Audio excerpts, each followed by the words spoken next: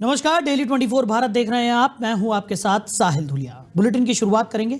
जम्मू स्थित Vaishno Devi medical college की MBBS की मान्यता रद्द कर दी गई।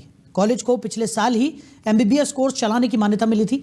नेशनल मेडिकल कमीशन ने कॉलेज में मानकों का उल्लंघन पाए जाने पर यह फैसला लिया है, तो मौजूदा एमबीबीएस छात्रों को अन्य कॉलेजों में शिफ्ट किया जाएगा। दरअसल कॉलेज पर आरोप लगा था कि 2025 और 2026 के पहले बैच में 42 मुस्लिम, 7 हिंदू और 1 सिख छात्र का नाम सीट अलॉटमेंट लिस्ट में रखा गया, जिसके बाद कई हिंदू संगठनों ने विरोध प्रदर्शन किया था।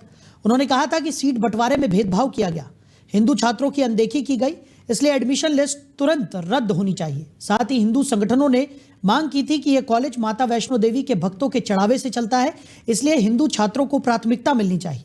वहीं इस पूरे प्रकरण पर राष्ट्रीय परशुराम परिषद के संस्थापक पंडित सुनील भराला ने प्रधानमंत्री का धन्यवाद देते हुए कहा कि मां वैष्णो देवी मेडिकल कॉलेज से जुड़े एमबीबीएस कोर्स के निरस्तीकरण और अल्पसंख्यक प्रवेश रद्द करने का ऐतिहासिक निर्णय प्रधानमंत्री नरेंद्र मोदी जी के निर्णायक नेतृत्व का परिणाम है। इस मुद्दे के समाधान से सनातन समाज की भावनाओं का सम्मान हुआ है। माता वैष्णो देवी श्राइन बोर्ड के द्वारा संचालित मेडिकल कॉलेज में पिछले दिनों 50 विद्यार्थियों के प्रवेश उसमें हुए थे, जिसमें 8 प्रवेश हिंदू परिवारों के बच्चे हुए थे और 42 परिवारों के बच्चे अल्पसंख्यक समुदाय मुस्लिम से हुए थे।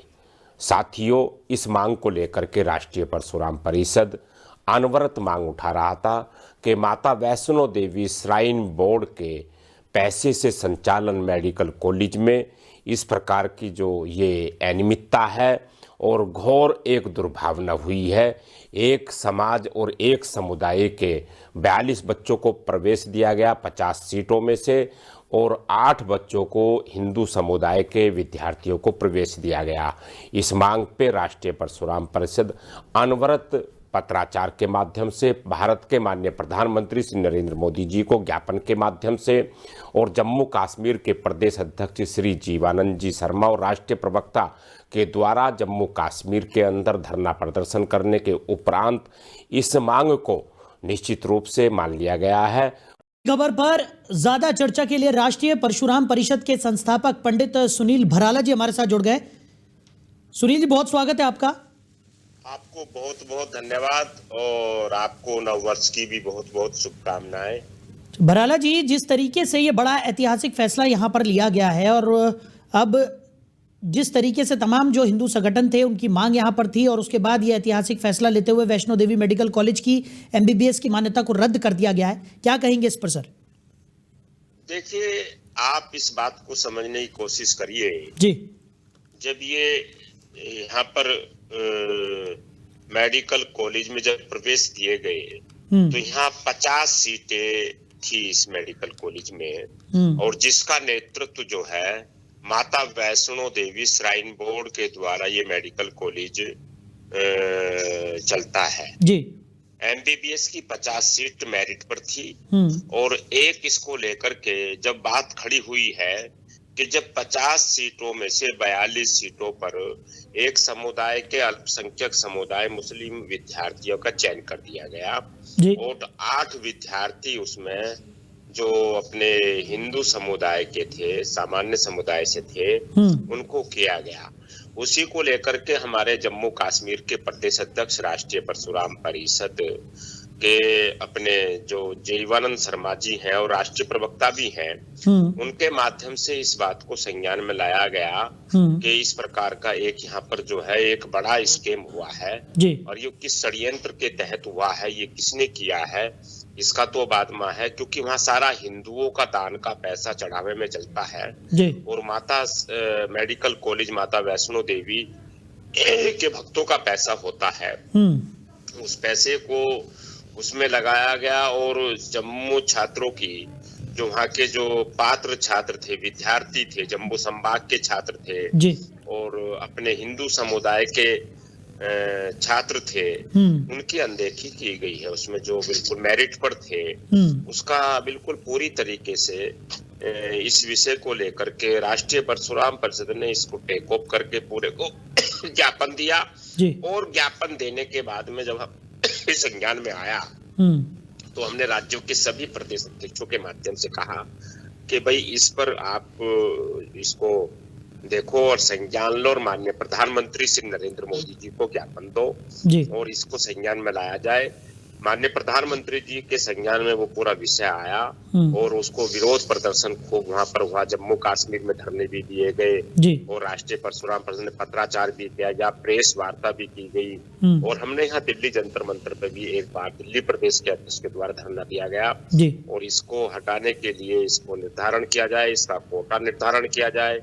चयन सूची में इसको मांग भी ये की गई थी पूरी तरीके से कि इसको उन बच्चों को दिया जाए और जो इसमें पात्रता थे और उसका एक उनको हटाया जाए। उस धन से जो दान का धन आता है माता वैष्णो देवी पर आता है वो पवित्र से उस विद्यार्थियों को ही वहां पर शिक्षा ग्रहण कराई जाए इसको।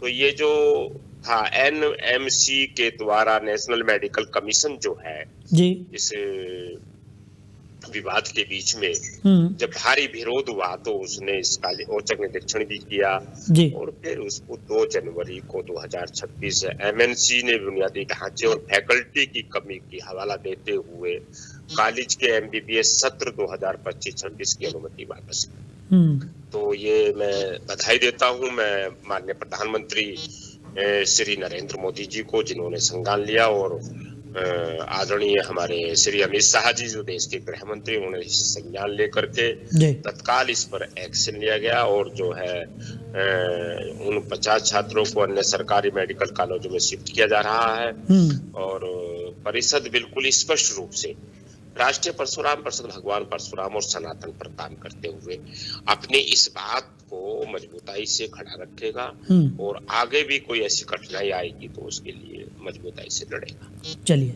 सुनील भराला जी हमारे साथ जुड़ने के लिए, इस तमाम चर्चा के लिए आपका बहुत शुक्रिया। लिंक दे दीजिएगा।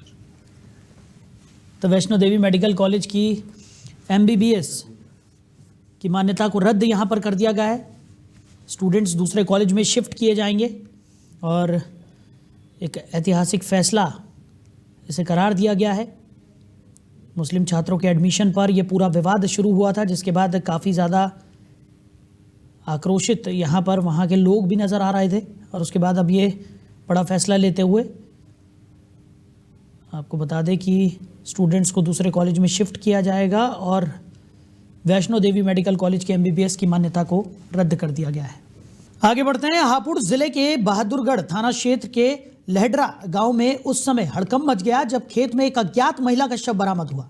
शव की हालत देखकर अंदाजा लगाया जा रहा है कि महिला की मौत करीब 10 दिन पहले हुई होगी। काफी समय बीत जाने के कारण शव की पहचान अब तक नहीं हो सकी है। घटना की सूचना मिलते ही पुलिस मौके पर पहुंची और शव को कब्जे में लेकर जांच शुरू कर दी। मामले की गंभीरता को देखते हुए पुलिस ने 3 अलग अलग टीमें गठित की हैं जो हर पहलू से जांच में जुटी हुई हैं। आसपास लगे CCTV कैमरों की फुटेज खंगाली जा रही है ताकि महिला की पहचान और मौत के कारणों का पता लगाया जा सके। पुलिस का कहना है कि सभी संभावित बिंदुओं पर जांच की जा रही है और जल्द ही मामले का खुलासा करने का प्रयास भी किया जाएगा। वहीं हापुड़ नगर कोतवाली क्षेत्र में देर रात पुलिस और बदमाश के बीच मुठभेड़ हो गई।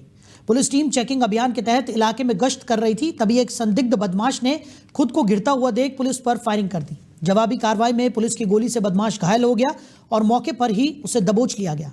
घायल बदमाश को उपचार के लिए अस्पताल भेजा गया है जहां उसका इलाज चल रहा है। मुठभेड़ के बाद पुलिस ने बदमाश के कब्जे से एक तमंचा, कारतूस, एक बाइक और कुछ नकदी भी बरामद की है। पुलिस अधिकारियों के अनुसार बदमाश से पूछताछ की जा रही है और उसके आपराधिक इतिहास की जानकारी जुटाई जा रही है। इस कार्रवाई से क्षेत्र में अपराधियों के बीच हड़कंप मच गया है और पुलिस ने स्पष्ट किया है कि कानून व्यवस्था बिगाड़ने वालों के खिलाफ सख्त कदम उठाए जाते रहेंगे। आज रात्रि करीब 11:30 बजे ट्रांसपोर्ट नगर चौकी इंचार्ज द्वारा अपराधियों के दृष्टिगत चेकिंग की जा रही थी। उक्त चेकिंग के दौरान एक संदिग्ध व्यक्ति को रोकने का प्रयास करने पर वो भागने लगा, जिसको पुलिस पार्टी द्वारा पकड़ने का प्रयास किया गया। पुलिस पार्टी पर उस व्यक्ति द्वारा फायर किया गया। आत्मरक्षार्थ की गई फायरिंग में अभियुक्त के पैर में गोली लगी है। उससे पूछताछ में अभियुक्त का नाम जितेंद्र उर्फ तिब्बल, जो कि वर्तमान में टियाला में रह रहा था, गढ़मुक्तेश्वर का रहने वाला है, जिस पर चोरी और अन्य लगभग 24 मुकदमे दर्ज हैं, उसकी गिरफ्तारी हुई है। उसके पास से एक चोरी की मोटरसाइकिल, एक अवैध तमंचा, खोखा कारतूस या जिंदा कारतूस बरामद हुआ है। साथ ही उसने नगर क्षेत्र में कुछ दिन पूर्व हुई इलेक्ट्रिक स्कूटी की चोरी करना भी स्वीकार किया है। अभियुक्त को इलाज हेतु अस्पताल भिजवा दिया गया है तथा आवश्यक कार्रवाई कराई जा रही है। आज वहीं बुलंदशहर के खुर्जा नगर पालिका क्षेत्र में अलाव जलाने के नाम पर बड़े पैमाने पर अनियमितता का मामला सामने आया है। ठंड के मौसम में लोगों को राहत देने के लिए नगर पालिका ने 62 स्थानों पर अलाव जलाने की व्यवस्था की थी, लेकिन जमीनी हकीकत इससे बिल्कुल अलग नजर आ रही है। खुद नगर पालिका अध्यक्ष को भी कई इलाकों में अलाव जलता हुआ नहीं मिला, जिससे पूरे मामले पर सवाल खड़े हो गए हैं। आरोप है कि अलाव जलाने के लिए लकड़ी की आपूर्ति और खर्च के नाम पर लाखों रुपए का घोटाला किया गया है, जबकि अधिकांश स्थानों पर अलाव नहीं जलाए जा रहे। इस मामले को गंभीरता से लेते हुए खुर्जा चेयरमैन ने एडीएम प्रशासन से शिकायत की है। चेयरमैन का कहना है कि संबंधित ईओ फोन तक नहीं उठाते और न ही क्षेत्र में अलाव जलवाने को लेकर कोई ठोस कार्रवाई कर रहे हैं। इस लापरवाही से आम जनता को ठंड में परेशानी झेलनी पड़ रही है और नगर पालिका की कार्यप्रणाली पर भी सवाल उठ रहे हैं। क्या नाम है आपका? कालूराम। कालूराम जी, हाँ जी। यहाँ कब से लकड़ी नहीं डल रही है? करीब एक हफ्ता हो गया। अच्छा, ये तो बता रहे हैं डेली डल रही है। नहीं डल रही, मुश्किल से 2-3 दिन सारी आई है लकड़ी, वो भी गीली गाली ऐसी जिनमें आग लगाई है 3 दिन तक लकड़ी नहीं डल रही है। नहीं। रात का समय कितना हो गया? करीब करीब 10 बजे होंगे। चेयरमैन साहब आई हैं, यहाँ ईओ साहब आए, क्या हाँ। कहेंगे? अब क्या कहेंगे, जो स्थिति है वो बताएंगे हम। क्या नाम है आपका? वहीं गाजियाबाद के अंकुर विहार थाना क्षेत्र में पुलिस और कुख्यात अपराधियों के बीच हुई मुठभेड़ में दीपक अग्रौला गैंग के एक सक्रिय बदमाश को गिरफ्तार किया गया है। इस मुठभेड़ के दौरान आरोपी संजीत पुलिस की जवाबी कार्रवाई में पैर में गोली लगने से घायल हो गया, जिसके बाद उसे दबोच लिया गया। पुलिस के अनुसार संजीत रंगदारी वसूलने के मामले में वांछित था और उसने एक मुकदमे के वादी पर जानलेवा हमला कर उसे डराने और चुप कराने की कोशिश भी की थी। इस हमले में गैंगस्टर दीपक अग्रौला का भाई भी शामिल बताया जा रहा है। पुलिस जांच में सामने आया है कि गैंग का सरगना दीपक अग्रौला इस समय मंडोली जेल में बंद है, लेकिन जेल के अंदर से ही वो अपना एक्सटॉर्शन नेटवर्क संचालित कर रहा है। उसके निर्देश पर गैंग के सदस्य लोगों को धमकाकर रंगदारी वसूलने की बात भी निकलकर सामने आ रही थी। इस पूरे मामले में स्वाट टीम और अंकुर विहार पुलिस ने संयुक्त कार्रवाई करते हुए आरोपी को घेर लिया, जिसके बाद मुठभेड़ हुई। घायल बदमाश को इलाज के लिए अस्पताल भेजा गया है और आगे की कानूनी कार्रवाई की जा रही है। कमिश्नरेट गाजियाबाद के ऊपर कुछ अज्ञात हमलावरों ने जान से मारने की नियत से फायर किया था, जिसके संबंध में थाना अंकुर विहार पर एक मुकदमा दर्ज किया गया था। इसमें घटना के अनावरण और गिरफ्तारी के लिए टीमों का गठन किया गया था। पूर्व में इसमें कुछ अभियुक्त गिरफ्तार हो चुके हैं। विवेचना के क्रम में इसमें एक अभियुक्त संजीत पुत्र ब्रह्म सिंह निवासी ग्राम कनारसी जिला गौतम बुद्ध नगर का नाम भी प्रकाश में आया था। आज दिनांक 7/8 जनवरी 2026 को इस अभियुक्त की इस थाना अंकुर विहार क्षेत्र में देखे जाने की सूचना प्राप्त हुई थी, जिसके आधार पर थाना अंकुर विहार पुलिस टीम व स्वाट team crime branch commissionerate Ghaziabad द्वारा एक यहाँ गड़ी कटैया कट है उसके पास चेकिंग की जा रही थी। इस दौरान एक स्विफ्ट गाड़ी जो बिना नंबर प्लेट की थी वो आती हुई दिखाई दी, जिसे चेकिंग टीम द्वारा रोका गया। इसमें से चालक ने बाहर निकलकर वहां से भागते हुए जो पुलिस टीम थी उस पर जान से मारने की नियत से फायर किया, जिसमें पुलिस टीम द्वारा भी आत्मरक्षा जवाबी फायरिंग की गई, जिसमें जो चालक था उसके पैर में गोली लगी। कमिश्नरेट गाजियाबाद के ऊपर कुछ अज्ञात हमलावरों ने जान। उधर दिल्ली के गाजीपुर इलाके में पुलिस और बदमाशों के बीच देर रात मुठभेड़ की घटना सामने आई है। ये मुठभेड़ गाजीपुर पेपर मार्केट क्षेत्र में हुई, जहां पुलिस की टीम ने कुख्यात हाशिम बाबा गैंग से जुड़े अपराधियों को घेर लिया। खुद को घिरता देख बदमाशों ने पुलिस पर फायरिंग शुरू कर दी, जिसके बाद पुलिस ने भी जवाबी कार्रवाई की। इस दौरान एक बदमाश के पैर में गोली लग गई, जबकि दूसरा अपराधी मौके से भागने की कोशिश में दबोच लिया गया। मुठभेड़ के बाद पुलिस ने दोनों अपराधियों को गिरफ्तार कर लिया। घायल बदमाश को इलाज के लिए अस्पताल में भर्ती कराया गया है। पुलिस के अनुसार पकड़े गए आरोपी हाशिम बाबा गैंग से जुड़े हुए हैं और उन पर पहले से भी कई गंभीर आपराधिक मामले दर्ज हैं। इस कार्रवाई से इलाके में सक्रिय आपराधिक गिरोह पर बड़ी चोट मानी जा रही है। पुलिस अब दोनों से पूछताछ कर उनके नेटवर्क और अन्य साथियों के बारे में जानकारी जुटा रही है। उधर बर्फीली हवाओं के असर से दिल्ली में कड़ाके की सर्दी और गलन का दौर अभी थमता नजर नहीं आ रहा है। सुबह से ही ठंडी हवा के साथ लोगों को तेज गलन महसूस हो रही है, जिससे सामान्य जनजीवन प्रभावित हो रहा है। राजधानी के कई इलाकों में घना कोहरा छाया हुआ है, जिससे विजिबिलिटी काफी कम हो गई है। पालम मौसम केंद्र पर न्यूनतम विजिबिलिटी 150 मीटर तक दर्ज की गई, जिससे सड़क और हाईवे यातायात पर भी असर पड़ा है। बुधवार को दिल्ली के 2 मौसम केंद्रों में शीत दिवस जैसी स्थिति बनी रही। मौसम विभाग के अनुसार जब न्यूनतम तापमान 10 डिग्री सेल्सियस से नीचे चला जाए और अधिकतम तापमान सामान्य से 4.5 डिग्री या उससे अधिक कम रहे तो उसे शीत दिवस माना जाता है। इसी मानक के अनुसार पालम और लोधी रोड इलाके में शीत दिवस की स्थिति दर्ज की गई। पालम में अधिकतम तापमान 13.9 डिग्री रहा, जो सामान्य से करीब 4.8 डिग्री कम था, जबकि लोधी रोड पर अधिकतम तापमान 16.3 डिग्री रिकॉर्ड किया गया। मौसम विभाग ने शुक्रवार के लिए भी ठंड और कोहरे को लेकर येलो अलर्ट जारी किया है। इसके साथ ही दिल्ली की हवा की गुणवत्ता भी चिंता का विषय बनी हुई है। राजधानी में स्मॉग की मोटी परत छाई हुई है। केंद्रीय प्रदूषण नियंत्रण बोर्ड के अनुसार कई इलाकों में वायु गुणवत्ता सूचकांक 270 तक पहुंच गया है, जो खराब श्रेणी में आता है। आईटीओ समेत कई क्षेत्रों में प्रदूषण का स्तर ज्यादा दर्ज किया गया है। दिल्ली एनसीआर में सुबह के समय ठंड और खराब हवा की वजह से लोगों को काफी परेशानियों का सामना करना पड़ रहा है। उधर दिल्ली के तुर्कमान गेट इलाके में स्थित फैज़-ए-इलाही मस्जिद के आसपास नगर निगम की ओर से चलाए गए अतिक्रमण हटाओ अभियान के बाद ध्वस्त किए गए ढांचों का मलबा हटाने का कार्य लगातार जारी है।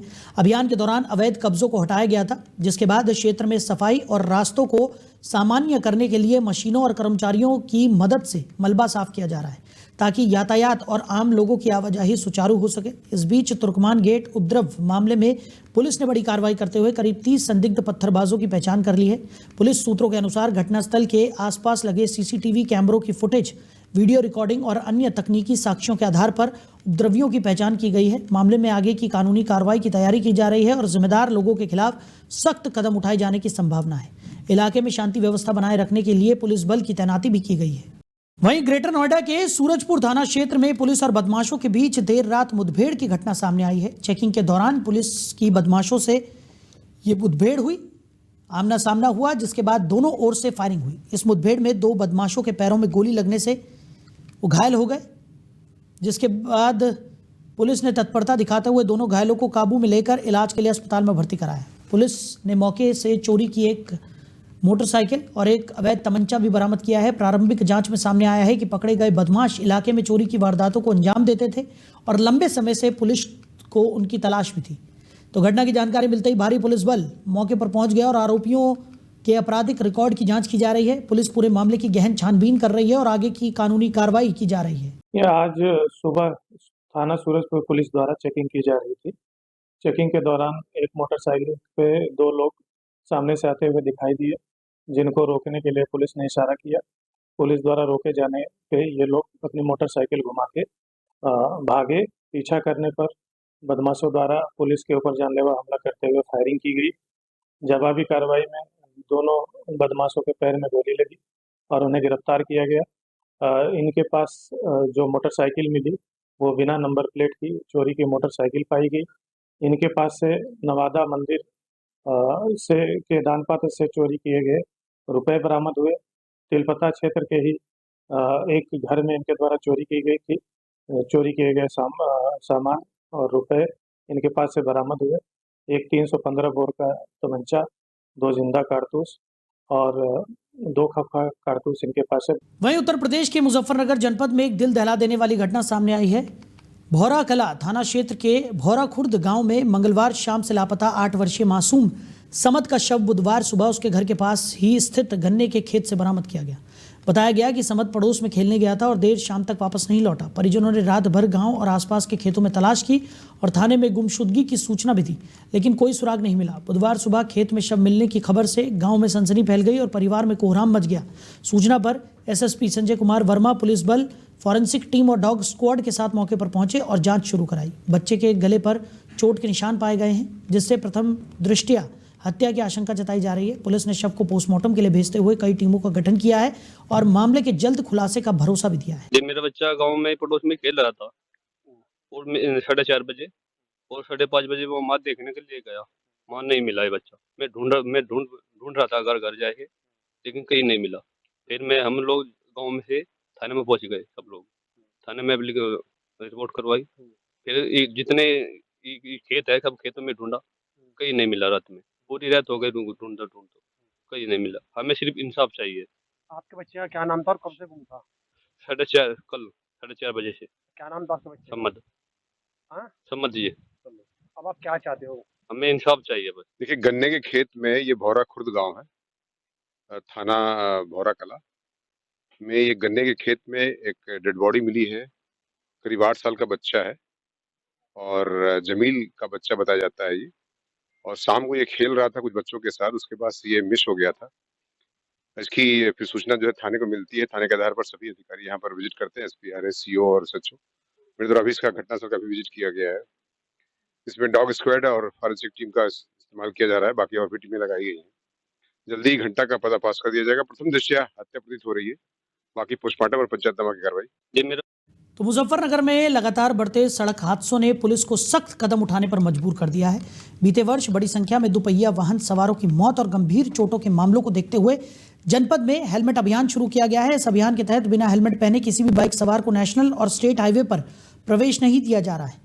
एसएसपी संजय कुमार वर्मा के निर्देशन में चल रहे इस अभियान को 2 चरणों में लागू किया गया है।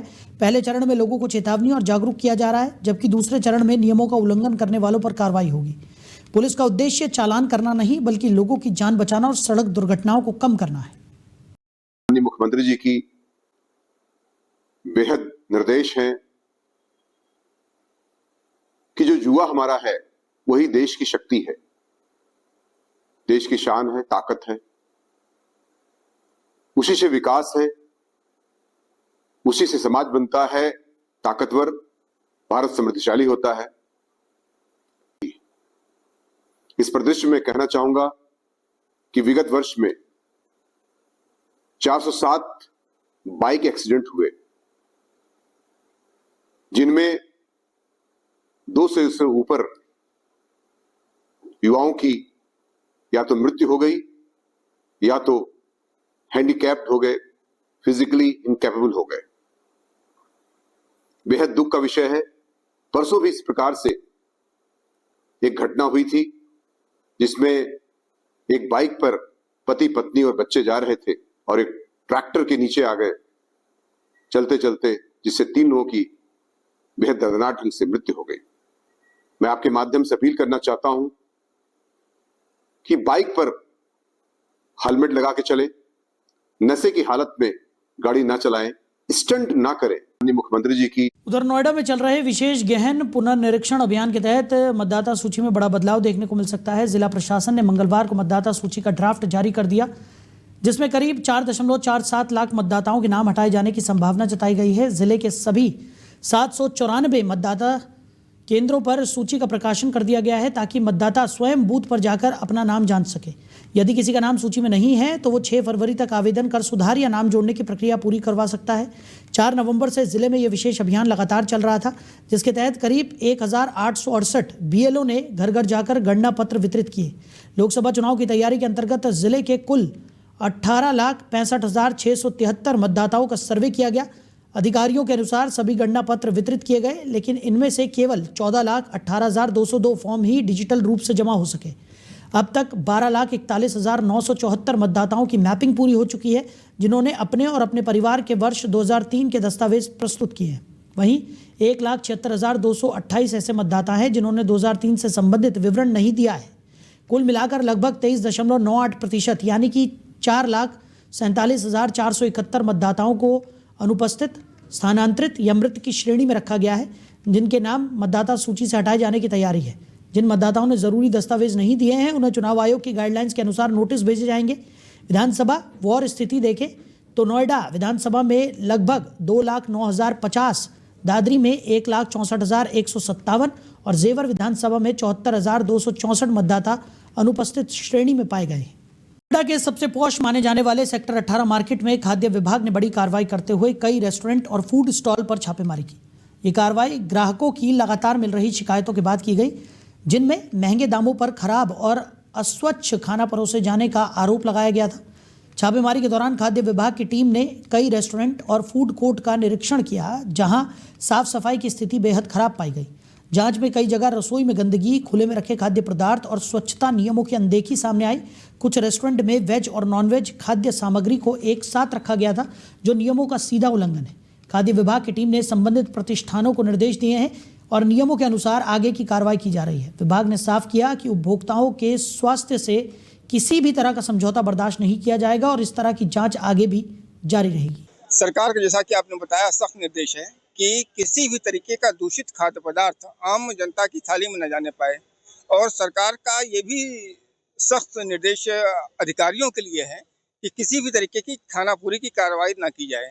उन्हीं स्थानों से सैंपल लिए भरे जाएं जहां पर की मिलावट की प्रबल संभावना हो। सरकार गंदगी को लेकर बहुत सख्त है। जैसा कि आपने देखा कि यहाँ कर फ्रीज जो खाद्य पदार्थ के भंडारित स्थल हैं बहुत ही गंदगी के साथ हैं। इनको सुधार नोटिस दी गई है कि 3 दिन के अंदर ये अपनी फ्रीज बदल दें। इसके अलावा पूरे जनपद में लगातार अनवरत छापामार कार्रवाई की जा रही है। फिर आएंगे जो भी आज हम सुधार निर्देशन को देके जा रहे हैं, अगर उसका कंप्लायंस नहीं होगा तो तत्काल प्रभाव से इनके लाइसेंस निरस्त कर दिए जाएंगे। तो फिलहाल इस बुलेटिन में मेरे साथ इतना ही। आप बने रहिए। नमस्कार।